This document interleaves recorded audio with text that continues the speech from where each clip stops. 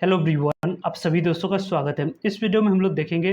गो digit general insurance IPO की allotment status आप लोग किस तरीके से कैसे और कहां पे देख सकते हो, और साथ साथ यदि आप लोगों को अलॉटमेंट मिलने की चांस पॉसिबिलिटी किस कैटेगरी में कितनी बन रही है और नहीं अप्लाई किया है तो क्या जिस तरीके से ग्रे मार्केट प्रीमियम में तेज़ी दिख रही है वो यहाँ पर पछताने वाली तेज़ी है, या यहाँ पर जो इस तरीके की तेज़ी है वो तेज़ी listing and point of view से आप लोग को चौंकाने वाली लिस्टिंग एंड मिल सकती है। इसके तरफ इशारा करते हुए देखने को मिले या नहीं, इसको इस वीडियो में हम लोग समझने की कोशिश करेंगे। सो वीडियो को अंत तक देखिएगा और ऐसे ही डेली अपडेट के लिए चैनल को सब्सक्राइब कर लीजिए, बेल आइकन को ऑन रखिए और कमेंट में जो टेलीग्राम ग्रुप का लिंक दिया गया है वहाँ भी जुड़ सकते हैं ताकि आप लोगों को टाइमली छोटे मोटे अपडेट मिलते हैं। फर्स्ट ऑफ ऑल यदि हम लोग बात करते हैं गो डिजिट आईपीओ के बारे में, तो गो डिजिट आईपीओ को यदि हम लोग देखते हैं तो 15 मई इस आईपीओ को यहाँ पे ओपनिंग डेट रखी गई थी और 17 मई इस आईपीओ की क्लोजिंग डेट आप लोगों के लिए रखा गया था। कंपनी की फेस वैल्यू 10 रुपीज़ है, जो कि यहाँ पे एक अच्छी और पॉजिटिव पॉइंट्स कंपनी की शॉर्ट टर्म यानी कि 6 महीने से लेकर 1 ईयर के टाइम फ्रेम में जो इन्वेस्टमेंट करने की प्लानिंग करें उनके लिए यहाँ पे निकल कर आ रही है। प्राइस बैंड के अकॉर्डिंग कंपनी के 272 रुपये जो कंपनी की कटअप प्राइस है, इसी कटअप प्राइस पर आप लोग को अप्लाई करते समय सेलेक्ट करनी थी। जिन्होंने कटअप प्राइस अप्लाई करते समय सेलेक्ट किया होगा 55 इक्विटी ऑफ शेयर अपने मिनिमम अप्लाई करते समय सेलेक्ट किए होंगे, तो ही जाकर इस आईपीओ में अलॉटमेंट मिलने की चांस आप लोग को बनते हुए देखने को मिल रही है। और वैसे भी यदि हम लोग इस कंपनी के बारे में बात करते हैं तो टोटल इशू साइज 2614 करोड़ की यहाँ पे कंपनी की देखने को मिली है। इस 2614 करोड़ की इशू साइज को यदि हम लोग देखें तो 1125 करोड़ की बात करते हैं तो फ्रेश इशू है, और रेस्ट ऑफ 1489 लगभग 1490 करोड़ की बात करें तो ऑफर फॉर सेल है, जो कि कंपनी के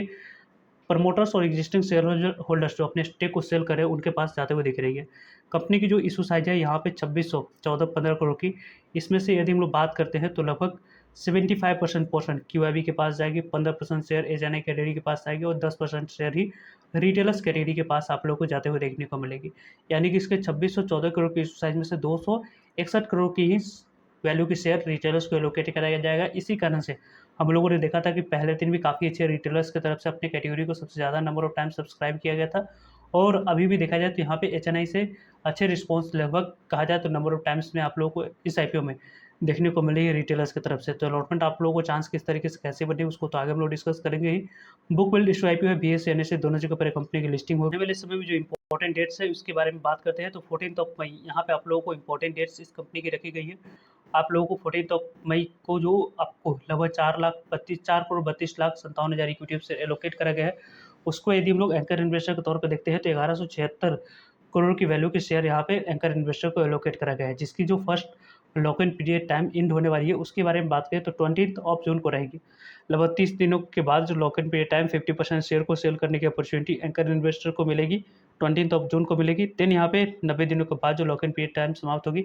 वो 19 अगस्त को यहाँ पे होते हुए देखने को मिल रही है। तो इस तरीके से आने वाले समय में यहाँ पे अपॉर्चुनिटी दिख रही है। गो डिजिट आईपीओ को यदि हम लोग देखते हैं तो यहाँ पे आने वाले समय में इंपॉर्टेंट जो डेट दिख रही है उसको यदि हम लोग देखें तो 15 मई यहाँ पे इंपॉर्टेंट डेट समाप्त हो चुकी है, 17 मई यहाँ पे समाप्त हो चुकी है। अब आने वाले समय में ट्यूजडे को ही आप लोगों को इस आईपीओ में अलॉटमेंट मिली या नहीं उसके बारे में इन्फॉर्मेशन मिलेगी। देन यहाँ पे 22 मई को पैसे रिफंड करने की जो आप लोगों को नहीं मिलने पर अलॉटमेंट 22 मई को तो क्रेडिट कर ही दी जाएगी। 22 मई को डीमेट अकाउंट में शेयर को क्रेडिट करा जाएगा और 23 मई को कंपनी की लिस्टिंग होने वाली है बीएसई एनएसई दोनों जगह पे। वैसे तो इस कंपनी की जो लिस्टिंग होने वाली है उसमें आप लोगों को मार्केट की कंडीशन पे काफ़ी ज़्यादा कुछ डिपेंड करेगी इस कंपनी की लिस्टिंग है, लेकिन जिस तरीके से ग्रे मार्केट प्रीमियम में हम लोग को अभी मोमेंटम देखी जा रही है उसके अकॉर्डिंग यहाँ पे आप लोगों को अच्छे लिस्टिंग मिलते हुए देखने को मिल सकती है। वैसे अलॉटमेंट स्टेटस किस तरीके से कैसे और कहाँ पे देख सकते हैं उसको आगे हम लोग डिस्कस करेंगे, लेकिन पहली बात यदि हम लोग करें इस कंपनी की तो क्यूआईबी कैटेगरी में आईपीओ लगभग 12.5 गुना सब्सक्राइब हुआ। एचएनआई कैटेगरी में लगभग 7.24 टाइम्स से आईपीओ सब्सक्राइब हुई। बिग एचएनआई कैटेगरी में 8.28 टाइम्स से आईपीओ सब्सक्राइब होते हुए देखने को मिला, और रिटेलर्स कैटेगरी की बात करें तो 4 गुना से ज़्यादा सब्सक्राइब हुई है और स्मॉल एचएनआई कैटेगरी में 5 गुना से ज़्यादा सब्सक्राइब होते हुए देखने को मिला। जिस तरीके से जितने नंबर ऑफ टाइम्स से आईपीओ सब्सक्राइब होते हुए देखने को मिल रही है उसके अकॉर्डिंग यदि हम लोग डिस्कस करें तो काफ़ी अच्छे और बेहतरीन नंबर ऑफ टाइम्स से आईपीओ सब्सक्राइब हुई, लगभग 9.60 टाइम्स से आईपीओ सब्सक्राइब होते हुए देखने को मिली है। यहाँ पे देखा जाए तो इस आईपीओ के बारे में बात करें तो काफ़ी अच्छे नंबर ऑफ टाइम्स से आईपीओ सब्सक्राइब हुई है। इन सभी number of times subscription figure को देखते हैं तो काफ़ी बेहतरीन नंबर ऑफ टाइम्स नहीं हुई सब्सक्राइब, लेकिन ओके ओके यहाँ पे होते हुए देखने को मिला है, क्योंकि मार्केट में जिस तरीके की सेंटीमेंट इस आईपीओ के रिगार्डिंग ग्रे मार्केट प्रीमियम के रिलेटेड बन रही थी उसके अकॉर्डिंग यहाँ पर नंबर ऑफ टाइम्स जितना सब्सक्राइब होनी चाहिए थे उतनी नहीं होते हुए देखने को मिली। लेकिन ओवरऑल इस कंपनी में यदि आपने अप्लाई किया है तो 3 एप्लीकेशन में से एक एप्लीकेशन को अलॉटमेंट मिले बनी, यानी कि 33% चांस है कि इस आईपीओ में एक लॉट यदि आपने अप्लाई किया है तो अलॉटमेंट आपको मिलते हुए देखने को मिल जाए। लगभग यहाँ पे देखा जाए तो स्मॉल एचएनआई कैटेगरी में 5 एप्लीकेशन में से एक एप्लीकेशन को, और बिग एचएनआई कैटेगरी में यदि आपने अप्लाई किया है तो मैक्सिमम चांस है कि 10 लाख वाले एप्लीकेशन पे एक लॉट आप लोगों को इस आईपीओ मिलते हुए 2 लाख तक की शेयर देखने को मिल जाए। वैसे इस कंपनी की जो रजिस्ट्रार साइट है उस साइट पे विजिट करने के लिए कमेंट में जो टेलीग्राम ग्रुप का लिंक दिया गया है उस ग्रुप में जुड़ जाइएगा। वहाँ पे जो लिंक शेयर की जाएगी अलॉटमेंट स्टेटस के डेट को, उस लिंक पर जैसे ही क्लिक कीजिएगा तो इस तरीके के इंटरफेस वाले साइट लिंक इन टाइम पे आप विजिट कीजिएगा। जैसे ही आप विजिट करते हैं स्क्रॉल करते हुए नीचे आना है। जिस तरीके से हम लोग कंपनी के नेम में यहाँ पे देख सकते हैं इन्फोर्स ऑटोटेक लिमिटेड कंपनी का नाम दिख रहा है, उसी तरीके से यहाँ पे देखा जाए तो गो डिजिट जनरल इंश्योरेंस आईपीओ का नाम आपको दिखना स्टार्ट हो जाएंगे। उसको सिलेक्ट करना है। पैन नंबर है तो पैन आपको सिलेक्ट करनी है,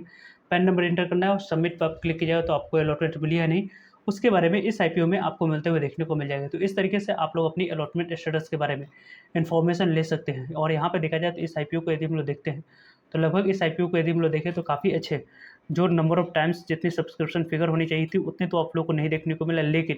जिस तरीके से जैसे यहाँ पे ग्रे मार्केट प्रीमियम मोमेंटम आप लोगों को बनती हुई देखने को मिल रहा है, उसको यदि हम लोग डिस्कस करें तो यहाँ पे इसके ग्रे मार्केट प्रीमियम में जो गिरावट आई थी लगभग 6 रुपये के आसपास इसके जो ग्रे मार्केट प्रीमियम चली गई थी, वो यहाँ पे अभी के ग्रे मार्केट प्रीमियम को देखें तो 18 रुपये पे इसके ग्रे मार्केट प्रीमियम कारोबार करते हुए देखने को मिले। लगभग 8 से 9% के प्रीमियम पे इसके ग्रे मार्केट प्रीमियम कारोबार करे, यानी कि आने वाले समय में इसी तरीके से इसकी ग्रे मार्केट प्रीमियम मोमेंटम आती है और तेज़ी आती है तो लगभग 10 से 20% की आराम से लिस्टिंग गेन की एक्सपेक्टेशन इस कंपनी से रखी जा सकती है। ऐसी पॉसिबिलिटी और चांस काफ़ी ज़्यादा हाई बनते हुए देखने को मिल रहा है। वैसे इस आईपीओ में आपने क्या अप्लाई किया था रिस्क लेकर या नहीं, कमेंट करके आप लोग जरूर बता सकते हैं। वैसे यहाँ पे यदि आपने अप्लाई नहीं किया है तो कोई पछताने वाली बात नहीं है, क्योंकि इस आईपीओ में जिस तरीके की रिवॉर्ड दिख रही है उसी तरीके के रिस्क भी है, क्योंकि ये कंपनी 10 से 20% की लिस्टिंग गेन भी आपको देते हुए देखने को मिल जाएगी और 5 से 10% डिस्काउंट में भी ये कंपनी मार्केट कंडीशन अच्छी नहीं थी तो लिस्ट होते हुए देखने को मिलेगी, इसकी भी चांस आपको बनते हुए दिख रही है। लेकिन यहाँ पे जो ग्रे मार्केट प्रीमियम है फिर से रिकवरी दिखने को मिल रही है। लगभग यहाँ पे 3 टाइम्स अपने ग्रे मार्केट प्रीमियम में जो उछाल लाई है कंपनी, उसके अकॉर्डिंग ये आईपीओ आने वाले समय में लिस्टिंग एंड मार्केट कंडीशन अच्छी रही तो अच्छी आप लोगों को देते हुए देखने को मिल जाएगी। यदि आप लोग शेयर की डिस्ट्रीब्यूशन इस कंपनी के एंकर इन्वेस्टर को देखते हैं तो लगभग एंकर इन्वेस्टर को आपको कितने % शेयर एलोकेट करेगा देख सकते हैं, लगभग 45%। टोटल इशू साइज की 45% शेयर एंकर इन्वेस्टर को एलोकेट करेगी, यानी कि जो शेयर है उसमें आप लोगों को सेलिंग प्रेशर लगभग 30 दिनों तक तो ज़्यादातर देखने को नहीं मिलेगी। 30 दिनों के बाद जो लॉक इन पीरियड टाइम है वो यहाँ पर समाप्त होगी 50% के लिए, और रेस्ट ऑफ 50% के लिए 90 दिनों के बाद यहाँ पर लॉक इन पीरियड टाइम समाप्त होते हुए देखने को मिलेगी। तो यहाँ पे आप लोगों को उतनी सेलिंग प्रेशर रिटेलर आपको क्यूआईबी के तरफ से आते हुए नहीं देखने को मिलेगा। टोटल एंकर इन्वेस्टर के अलावा 30% क्यूआईबी को एलोकेट करा गया है, और इसमें देखा जाए तो एचएनआई कैटेगरी को लगभग 15% शेयर एलोकेट करा गया है, और बिग एचएनआई कैटेगरी को 10% और स्मॉल एचएनआई कैटेगरी को 5%, और टोटल यहाँ पे देखा जाए तो 10% यहाँ पे रिटेलर्स कैटेगरी को एलोकेट करेगी।